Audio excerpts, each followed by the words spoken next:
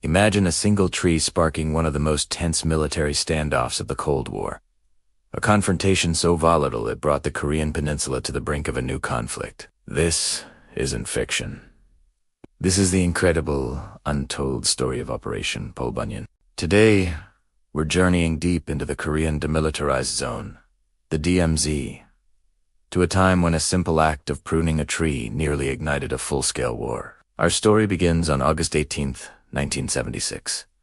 The Joint Security Area, or JSA, was the one place where North and South Korean forces stood face. In the middle of this tense landscape stood a massive 100-foot poplar tree. This tree was blocking the line of sight between two United Nations command checkpoints. A routine solution was planned.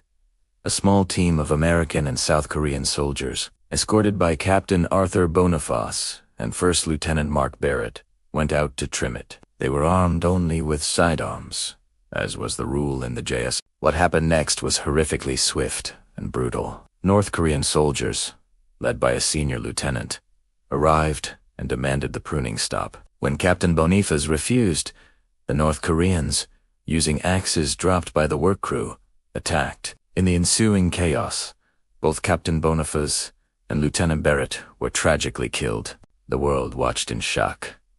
This wasn't just a border skirmish. It was a brazen act of violence in the most heavily fortified zone on Earth. The incident became known grimly as the Axe Murder Incident. The United States was outraged. A response was non-negotiable. But what kind of response? A full military strike could easily escalate into another devastating Korean war. Diplomacy felt too weak given the brutality of the attack. President Gerald Ford and his top advisors, including Henry Kissinger, huddled in Washington. They needed a plan that was both a powerful show of force and a carefully controlled act of defiance. The objective had to be crystal clear. We are finishing the job. We are cutting down that tree. This is how Operation Paul Bunyan was born. The name itself, a nod to the giant lumberjack of American folklore, was a piece of psychological warfare. The mission was simple in its goal, but massive in its execution. This would be no small pruning party. This would be the largest and most heavily armed tree trimming operation in history. The plan was meticulously crafted under the codename Operation Paul Bunyan. It was scheduled for just 3 days after the initial incident. On August 21st, the message was clear.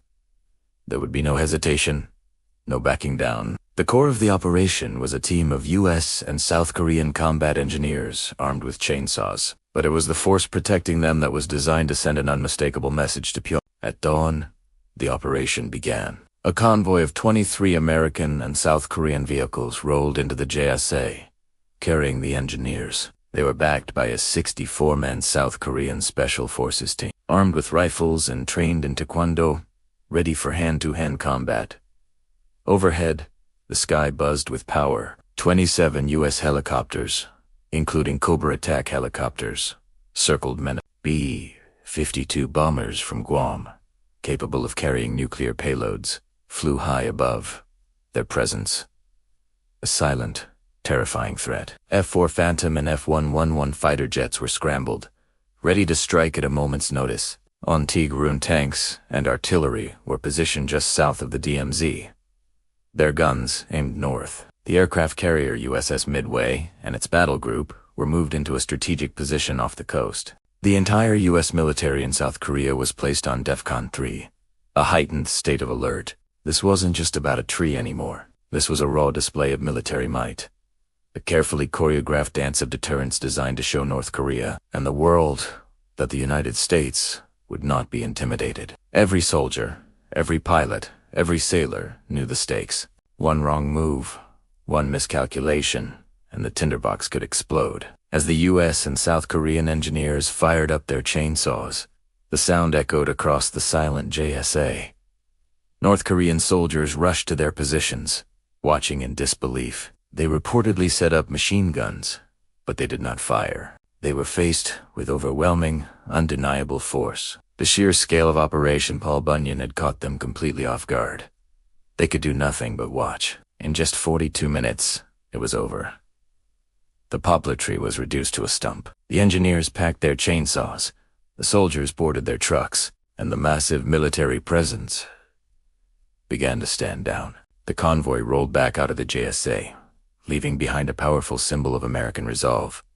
The mission was a success. The tree was gone, and war had been averted. In the aftermath, North Korea, surprisingly, expressed regret over the initial incident, a rare move from the reclusive state. While they didn't take direct responsibility, the message was understood. The crisis, the stump of the poplar tree, remained in the JSA for years, a silent monument to the 2 officers who lost their lives, and to the moment the Cold War almost turned hot over a single tree. It was eventually replaced by a brass plaque honoring Captain Boniface and Lieutenant Barrett. The JSA itself was later renamed Camp Boniface in the captain's honor. Operation Bunyan remains a masterclass in crisis management and deterrence. It demonstrated how overwhelming force, when applied with precision and clear objectives, can prevent a wider conflict. It was a risky, high-stakes gamble that paid off, reinforcing the fragile peace on the Korean peninsula. It's a powerful reminder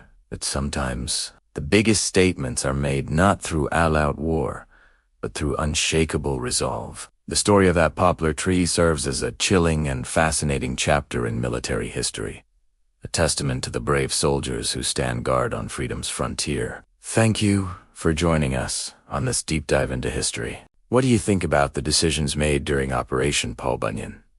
Let me know in the comments below. And if you enjoyed this story, please give this video a thumbs up and subscribe to the channel for more incredible stories you may have never heard. We'll see you in the next one.